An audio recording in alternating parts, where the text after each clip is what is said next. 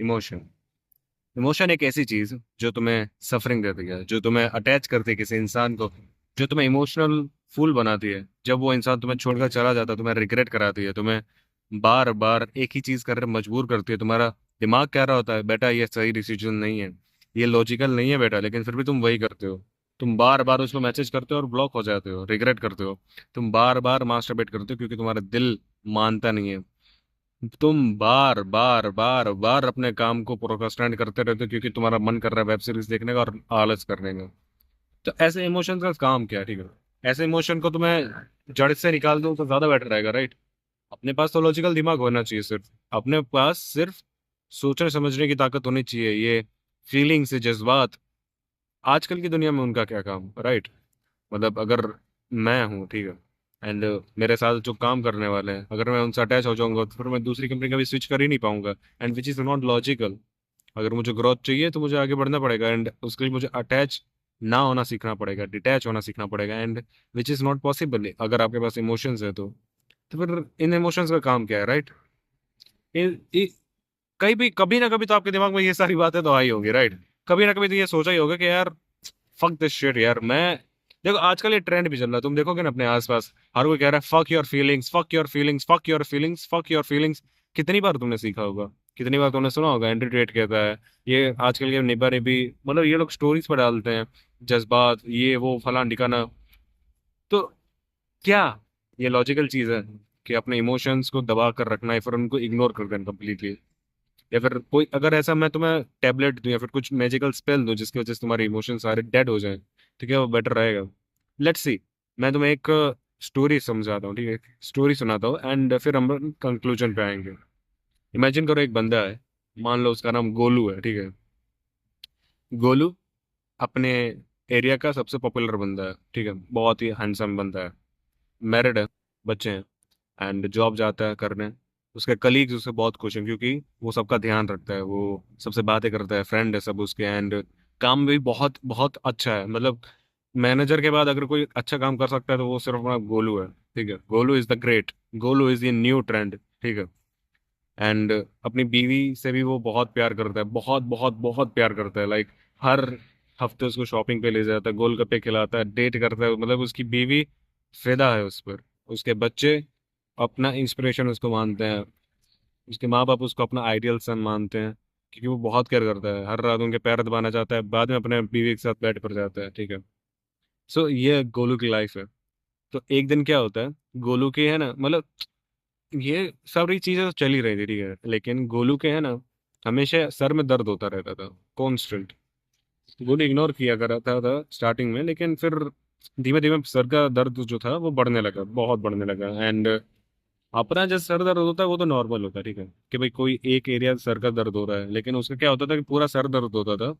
And आंखों के पीछे तो ऐसा लगता था जैसे कोई मतलब लिटरली हथौड़ा हैमर लेके मार रहा, बजा रहा, फाट फाट फाट, ठीक है? तो एक बार गोलू ने क्या किया कि लेट्स फक इट, चलो जो चलते हैं डॉक्टर के पास। वो और उसकी बीवी दिखाने गए, एंड जब उसने दिखाया तो उसको पता चला कि उसके आंख के पीछे एक ट्यूमर है, ठीक है, जो उसके ब्रेन से कनेक्टेड है।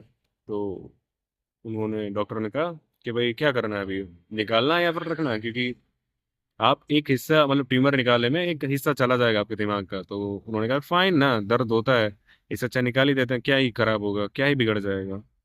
तो उन्होंने कर दिया, हाँ ठीक है भाई कर दो। ट्यूमर निकल गया, ऑपरेशन हो गया, and everything goes back to normal. वापस से सब लोग खेलने लगे, मतलब क्या कहते हैं, जीने लगे अपनी नॉर्मल लाइफ। हफ्ते दो हफ्ते में गोलू भी रिकवर कर गया एंड एवरीथिंग फाइन। पर धीमे धीमे धीमे धीमे कुछ चेंजेस आने लगे लाइफ में गोलू के, एंड जिसकी वजह से पूरी स्टोरी चेंज हो गई। अब गोलू को, मतलब वो जो मोटिवेशन आता था ना कि मैं बेस्ट करूंगा अपने काम में, ठीक है, मैं आगे निकल के दिखाऊंगा, मैं अपने मैनेजर के बाद दूसरा मैनेजर मैं ही बनूंगा, उसको वो कुछ फील नहीं होता था, ठीक है? एंड वो अपने जो कलीग्स केयर किया करते थे वो अब करना बंद कर चुका था, लेजी हो गया था, ठीक है? मतलब कोई मोटिवेशन फील नहीं होती थी उसको काम करने की। एंड बहुत ही सिंपल डिसीजंस, जैसे कि मैं ब्लू पेन से लिखूँ या रेड पेन से लिखूँ, वो तक डिसाइड नहीं कर पा रहा था। एक बार तो क्या हुआ कि उसने बहुत बड़ी मीटिंग जो उसकी लाइफ चेंज कर सकती थी, सीईओ एंड क्लाइंट के साथ जो मीटिंग वो प्रेजेंट करने वाला था, जिसकी प्रिपरेशन वो लगभग 1 साल से कर रहा था, ठीक है, वो उसने छोड़ दी क्योंकि वो स्टेपलर की पिन नहीं ढूंढ पा रहा था। ये सारी चीजें होने लगी उसकी लाइफ में, एंड मतलब वो डिसाइड ही नहीं कर पा रहा था, वो प्रायोरिटी सेट नहीं कर पा रहा था, वो कुछ काम ही नहीं कर पा रहा था। हाँ, वो लॉजिकली सोच ला रहा था, लेकिन वो कोई डिसाइड नहीं कर पा रहा था, कोई डिसीजन नहीं ले पा रहा था, कुछ काम नहीं कर पा रहा था। उसके कलीग ने पहले बहुत सहन किया कि हाँ चलो भाई, अभी अभी इसका ऑपरेशन हुआ है तो शायद चला जाएगा, शायद रिकवर रिकवर हो जाएगा, लेकिन थोड़े ही दिनों में उनको भी रियलाइज हो गया कि ये चीज़ कुछ बड़ी हो गई है इसके साथ, एंड उन्होंने उसको निकाल दिया लात मार के। वही घर पर जिस बीवी से वो इतना प्यार किया करता था, जिस बीवी को वो इतना मतलब रिस्पेक्ट किया करता था, उसने उसके साथ टाइम स्पेंड करना ही बंद कर दिया, ठीक है, ताकि वो पॉकीमोन देख सके, ताकि वो डोरीमोन देख सके, एंड अपने बच्चों की पेरेंट टीचर मीटिंग मिस करने लगा ताकि वो गोलगप्पे खा सके। एंड वो ऐसे बहुत सारे डिसीजंस लेने लगा जो उसकी लाइफ में, जो जैसे कि वो होते हैं ना, वाइफ होती है, वाइफ का सबसे बड़ा लाइक खुशी क्या होती है कि उसका हस्बैंड है, वो उसको अटेंशन दे, वो उसको अटेंशन ही नहीं देता था, क्योंकि उसको उसकी इंपॉर्टेंस ही भूल गया था, ठीक है, इमोशनल कनेक्शन ही वो बनाना भूल गया था कि मतलब अपन होते हैं ना, इमोशनल बॉन्ड बनाते हैं हर किसी से, लेकिन वो उससे बन ही नहीं रहा था, वो ट्राई भी कर रहा था तभी नहीं बन रहा था, फॉर्म ही नहीं हो रहा था, ठीक है, बात ही नहीं कर पा रहा था उससे। एंड धीरे धीरे क्या हुआ कि उसकी बीवी भी उसको छोड़कर चली गई। ना अब उसके माँ बाप उससे बोलते हैं, ना उसकी बीवी बाप उससे बोलती है, ना उसके बच्चे उससे बोलते हैं, ना ही उसके पास कोई जॉब है। अभी ये जो गोलू था उसके साथ पता है क्या हुआ था? एक सर्जरी होती है, एक सेकंड, तो डॉक्टर्स ने गलती से उसका एक ब्रेन का पार्ट निकाल दिया था, जिसको कहते हैं प्री फ्रंटल ल्यूकोटोमी। प्रोनाउंसिएशन मेरा इधर उधर हो रहा है, आई नो, बट उसको मतलब यही कहते हैं, जो तुम्हारे ब्रेन का इमोशनल साइड कंट्रोल करता है, यानी कि उसका जो इमोशनल साइड था वो निकल गया था, इसीलिए ना अब उसमें मोटिवेशन था कुछ करने का, ना ही इमोशनल बॉन्ड फॉर्म कर सकता था, ना ही किसी चीज को चूज कर सकता था, ना ही अब डिसीजन बना सकता था, और ना ही कुछ कर पा रहा था। लाइक वो एक रोबोट बन गया था जिसको प्रोग्राम ही नहीं किया गया है, ठीक है, एक ऐसा रोबोट। अभी चलो मशीन्स को तो हम लोग समझ सकते हैं कि उनको प्रोग्राम किया जाता है, वो टास्क कर देती हैं, बट इंसान को तो प्रोग्राम नहीं किया जाता, राइट? तो ये जब सीन उसके साथ हुआ ना, तो एक मतलब इगस वोनिस करके एक बंदा था, बहुत बड़ा रिसर्चर था, न्यूरोलॉजिस्ट था अपने टाइम का, नाइन अपना यानी कि 100 साल पहले। तो ये बंदे ने 20 साल तक लगातार इसी चीज की सर्जरीज की हैं, प्री फ्रंटल ल्यूकोटोमी, लियोकोटोमी, हाँ लियोकोटोमी की सर्जरीज की है, ठीक है, एगाज मोनीज ने 20 साल तक कॉन्स्टेंटली। एंड क्योंकि तब ट्रेंड चल रहा था, आजकल कैसा ट्रेंड चलते हैं रील्स के, तो सब लोग रील्स बनाने लगे हैं, एंड सोशल मीडिया का जमाना, तो सब लोग सोशल मीडिया पे उधर आए हैं, हम पागलों की तरह, मेरी तरह, ठीक है।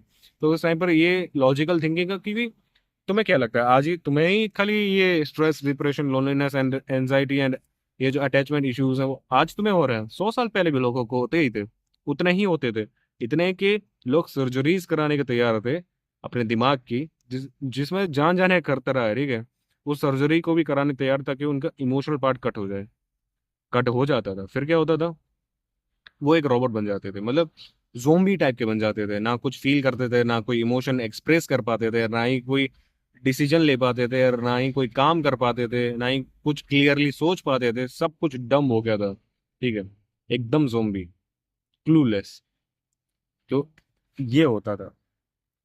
तो अगर तुम्हारे इमोशंस मैं अगर निकाल भी दूं ना आज, जैसे 100 साल पहले निकाल देते थे, तो तुम कुछ बचोगे नहीं, सिर्फ एक कंटेनर के सिवा, एक खाली डब्बा होता है ना, उसके सिवा और कुछ बचेगा नहीं तुम्हारे अंदर। तुम्हारे इमोशंस ही तुम्हारे अंदर जान फूकते हैं, तुम्हारे इमोशंस ही तुम्हें जीना सिखाते हैं, तुम्हारे इमोशंस ही तुम्हें जीने का मोटिव देते हैं, तुम्हारे इमोशंस ही तुम्हें, हाँ, दर्द देते हैं, लेकिन खुश भी तुम्हें वही करते हैं। तुम्हारे जिंदा रहने की वजह ही है तुम्हारा इमोशन। एक बार मान कर देखो कि तुम्हारे जिंदगी से सारे अटैचमेंट मैंने निकाल दिए, ठीक है, तो तुम काम किसके लिए करोगे? तुम्हारी बीवी अगर तुम्हारा अटैचमेंट नहीं है, ठीक है, तुम उसको प्रोवाइड क्यों करोगे? तुम अपने बच्चे से अगर अटैच्ड नहीं है, तुम उसकी स्कूल की फीस क्यों भरोगे भाई? क्यों भरोगे? तुम मेहनत पूरा दिन करोगे, और फिर बीवी के साथ तुम पैसे शेयर क्यों करोगे? तो अपने बच्चे को पैसा क्यों दोगे? तो अपने माँ बाप की सेवा क्यों करोगे भाई? तुम पैसे कमा रहे हो, तुम मेहनत कर रहे हो, इट्स नॉट लाइक, समझ रहे हो? तुम्हारे लाइफ से सारे मोटिव्स ही खत्म हो जाएंगे अगर तुम्हारे अटैचमेंट सारे खत्म हो गए। हाँ बॉस, इमोशंस बहुत बहुत तुम्हें रुला सकते हैं, पर इमोशंस ही तुम्हें जिंदा रखते हैं। ये बात कभी मत भूलना। तो हमको इमोशंस को मारना नहीं है, ना ही दबाना है कभी। अगर तुम्हें मास्टरबेशन का मन कर रहा है, तुम जितना दबाने की ट्राई करोगे ना, वो उतना उछल कर बाहर आएगा। तुम्हें अगर किसी ने धोखा दिया है, लेट से चीटिंग की है तुम्हारे ऊपर किसी ने, और तुम सोच रहे हो कि अभी तो मैं है ना एकदम इमोशंस की माँ चोद दूंगा, अभी सिर्फ मैं काम करूंगा, तुमसे काम भी नहीं होगा भाई। तुमसे काम भी नहीं होगा, और तुम कितना भी दबा लो इमोशंस को, इमोशंस बाहर आ ही जाते हैं, क्योंकि उनका काम है बाहर आना। वो तुम्हें इंसान बनाते हैं, तुम्हें अलग करते हैं मशीन से। सो कभी भी है ना, अगर इमोशंस तुम्हें परेशान करें, तो इमोशंस को मैनेज करने की ट्राई करना, उनको एक्सप्रेस करने की ट्राई करना, अलग फॉर्म में, क्रिएटिव फॉर्म में, या फिर काम के फॉर्म में। लेकिन अगर तुमने उनको दबाने की ट्राई की, या फिर उनसे कट होने की ट्राई की, तुम रिग्रेट करोगे, लाइफ लॉन्ग रिग्रेट करोगे। क्योंकि ना, मतलब उसके बाद तुम खुद को ही खो दोगे। जो तुम्हारी आइडेंटिटी है, तुम वही, जो गोलू था, वो गोलू रहा ही नहीं इस ऑपरेशन के बाद, वैसे ही तुम भी नहीं रहोगे। So don't ever lose your self, don't ever give up your emotions. हर किसी पर ट्रस्ट करने की जरूरत नहीं, लेकिन हर बार ट्रस्ट करने की जरूरत है। ठीक है? पता है क्यों? माना मैंने तुम्हें धोखा मिला है, माना तुम्हें छोड़ के चले जाते हैं लोग, पर शायद तुमने 100 लोगों के ऊपर ट्रस्ट किया, अगर 2 लोग भी रुक गए, 2 लोग भी रुक गए, ठीक है, 100 में से, चलो एक भी रुक गया, तो वो जिंदगी भर तुम्हारे साथ रहेगा। एंड जिंदगी भर तुम्हारे साथ रहने का मतलब है कि तुम्हें जिंदगी भर उससे, वो क्या कहते हैं, फ्रेंडशिप का या फिर रिलेशनशिप का वो जो इमोशन है ना, वो तुम्हें फील कराएगा। तो ट्रस्ट करो यार, भले ही धोखे मिले, पर ट्रस्ट करो। सीखो अपनी गलतियों से, पर कभी भूलो नहीं कि तुम कौन हो। And that is it. Thanks for watching. मिलते हैं अगले वीडियो में। Good bye.